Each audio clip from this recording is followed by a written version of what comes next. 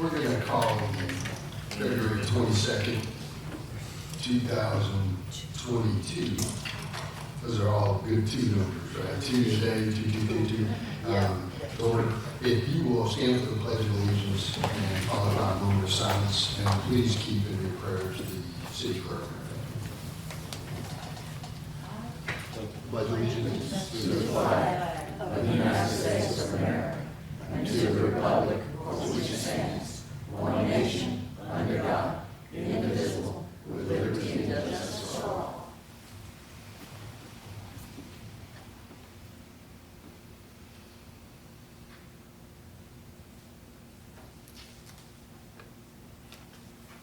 Please.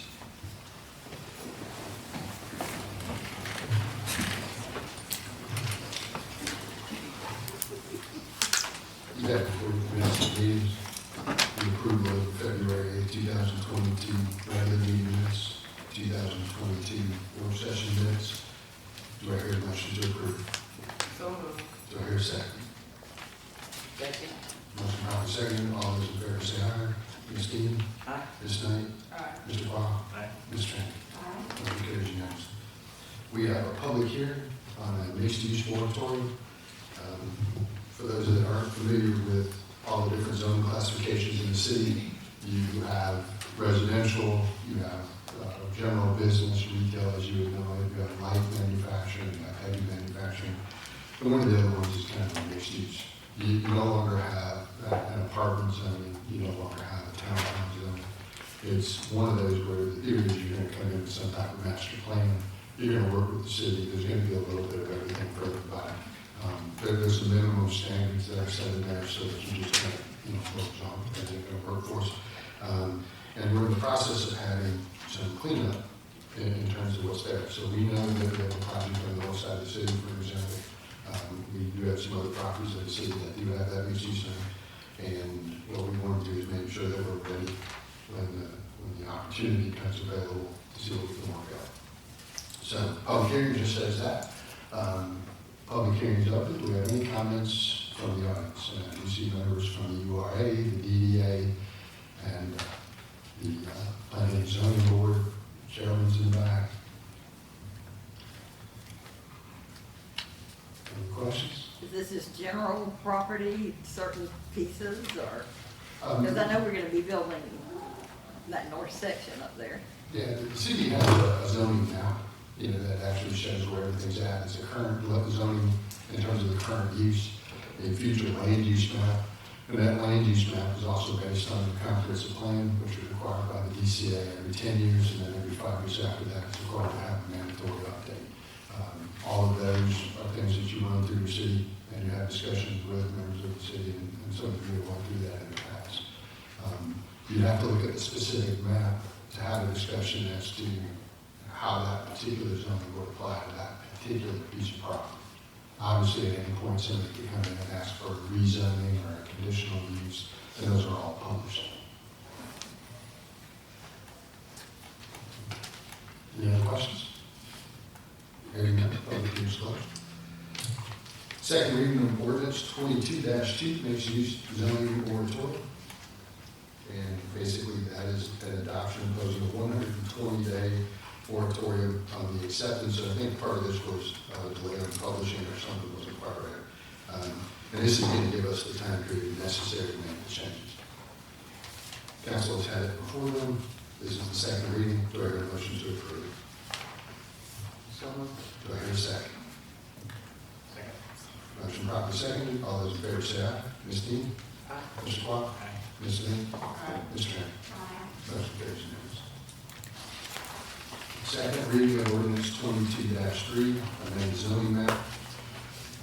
And provide for several things. This is, again, as we were explaining earlier, related to a specific piece of property, and that would be the old Southern Binding Warehouse, and to allow the owner to go back to its original zoning classification, I believe, correct?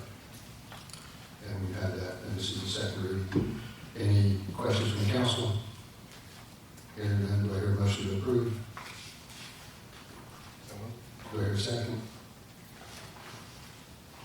Second. Motion properly seconded. All those in favor say aye. Ms. Dean? Aye. Mr. Parr? Ms. Knight? Ms. Turner? Motion carries unanimously. General comments. We have comments from the audience. Yes, ma'am. Mayor, it has been brought to my attention that soon there will be dumpsters placed in Northridge. And my concern is, where would they be placed where they will not be in everybody's front door? I don't know that there's a place except in the parking lots that they can be placed. Can you tell me where they're going to be placed?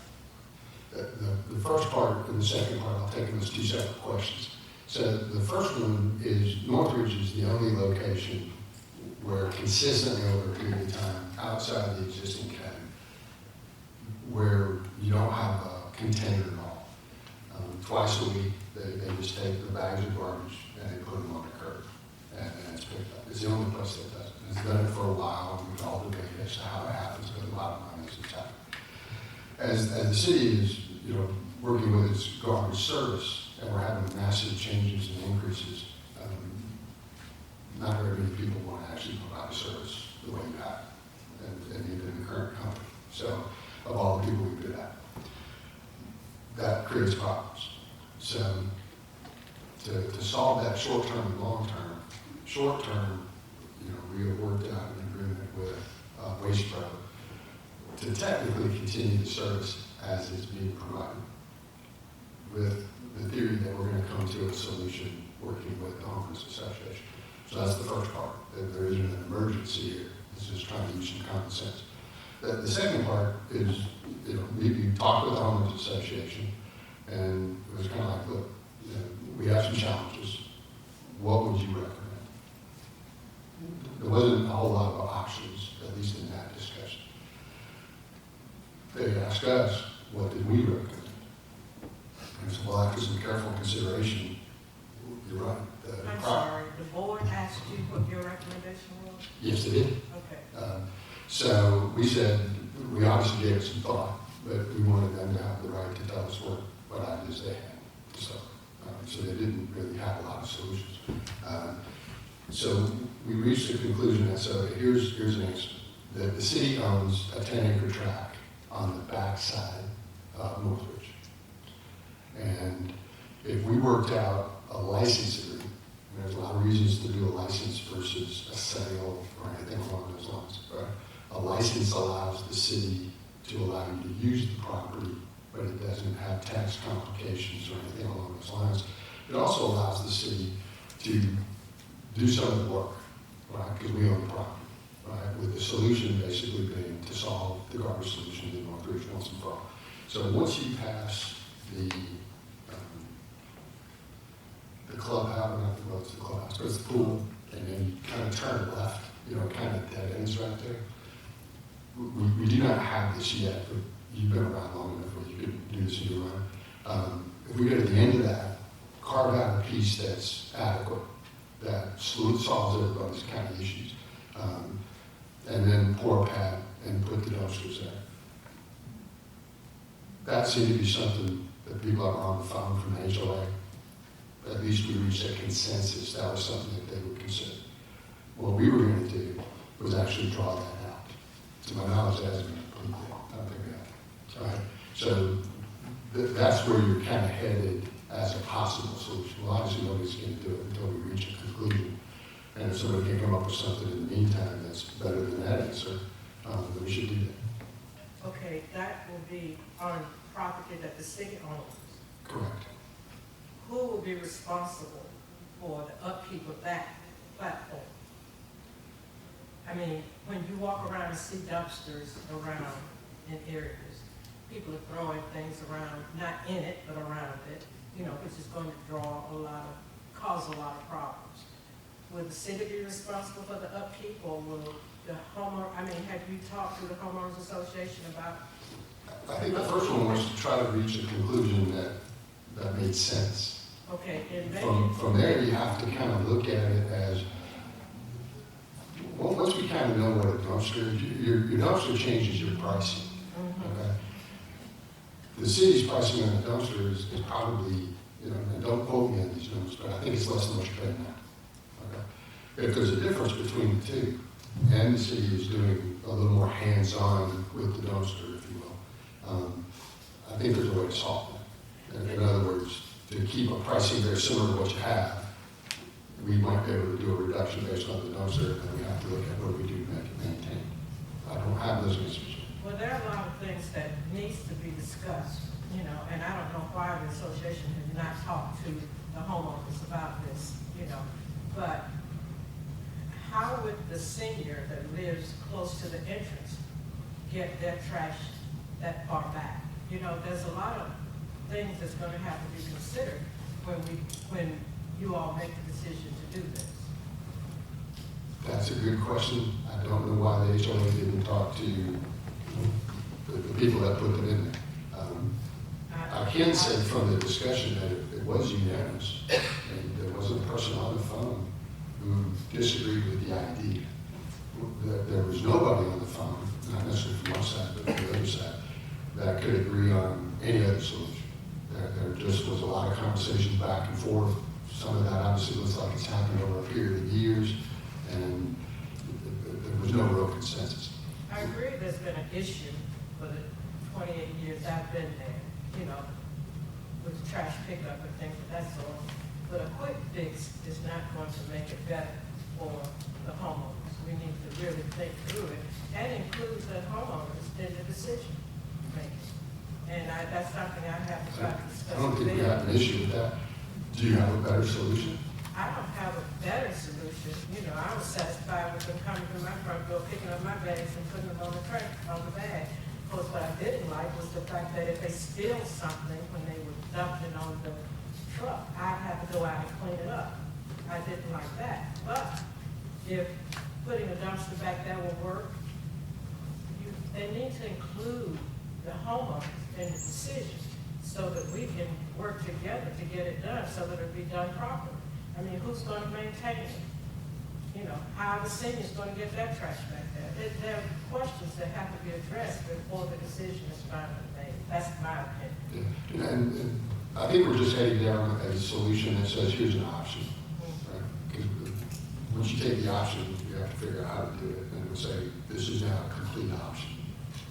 The others are complicated, you know that.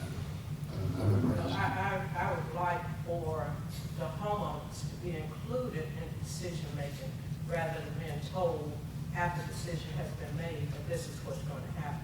Because it's not going, 5 people cannot speak for 130 people, you know, if they don't have all of our thoughts included in there and things that we are concerned about, you know. I mean, I can walk back there and put my trash back there, but there are other seniors, yeah, I'm a senior too, but there are other seniors that can't walk back there and carry their bags of trash. I mean, does that make sense to anybody but me? No. It does.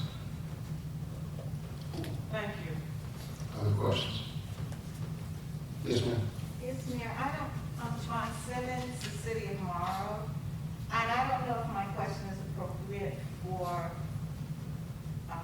this meeting because I noticed something on the minutes. Can I? Always, just go ahead. Okay, I just wanted to know how the 2022 roadway projects were decided upon, and is it too late to add any other streets that may need paving? I suppose that's what this is referring to. And the first answer is, yes, it's too late. Okay. Okay.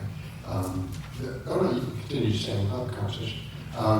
The roadways themselves, every roadway in the city is basically evaluated, and it is put on a list, in order of some kind of order. It's not a political decision, pretty much. It basically just says these are the ones that need to be done. The amount of money we get from the state is called an LMIG. Basically, a portion of your gasoline tax is sent back to the city. And it usually doesn't cover a tremendous amount. It's a small portion. But usually the city uses its general fund to kind of make up the difference. As it turns out, in that particular list that you saw, that's a 2-year list. For whatever reason, we weren't able to accomplish it, COVID, whatever, it just didn't get done. So now we're making up for that by saying we should have gotten that one done last year. Here's the grant we got for that. here's the grant we have for this year, and what's the next section that you have? And those are just the ones you have. Now, if you have a road that you feel should be making that list, I encourage you to get with the city manager, because then we'll know which roadway you're talking about and where it is in the section. Some of these roadways wear differently than others, and there are also some ways to maintain it. And I'll be the first to tell you that, during kind of the tough years, we got behind on some maintenance. It's fairly easy to see. So you have to kind of push your capital out there just a little bit. You can't accomplish it all like that. So if you're looking at a parking lot or you're looking at a roadway, the first one is obviously brand new construction, right? Somebody goes in there, they build off the road, they put the new stuff back, and that's going to last you a long time. Then, once your road starts to crack a little bit, there's a sealant they put in there, emulsion, and then they respray it, almost like painting it, but they're painting it with a tar base, and that'll buy you another 5 to 7 years, depending on that. And then there's the one that's starting to pothole and completely come up. And there's a couple of places that you not the whole road, but the area that was talking about in the South Lake Parkway, I could go down on this. Is there a specific street you have on? Yes, Pinecrest. It intersects at Debbie Sue Lane, and we live on the corner, and there's a big dip in the road. It is. And we're in the city. Are you Yes. comfortable with the roads in the city?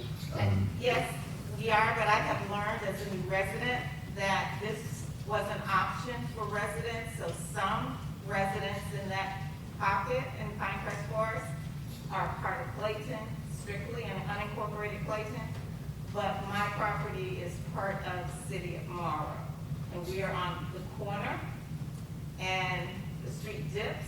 I think maybe it has to do with the water, because there's a big drain right there, but it does have a big dip, and it's probably, I'm sure it's getting worse, so. Yeah, we'll look at that, because if it's over by a storm drain, we might be losing part of that culvert in the road. It's a whole lot less expensive to look at now. The If you'll corner just, of dip, are you going to talk to Mr.? well, we got a map in the back. We might be looking at it in just a minute. And Okay. you can just sit there and go, I live right here, and it's where that'll save us a little bit of time. But that's easy enough. But if the road's starting to give way, you're going to get a higher priority than waiting for somebody to just retreat. That's not smart. All right, thank you. You're welcome. Other questions? Questions from the council? Hearing none. I appreciate y'all. Big Mike's Tacos is about over, so the fruit tacos is over. We appreciate you very much. Meetings.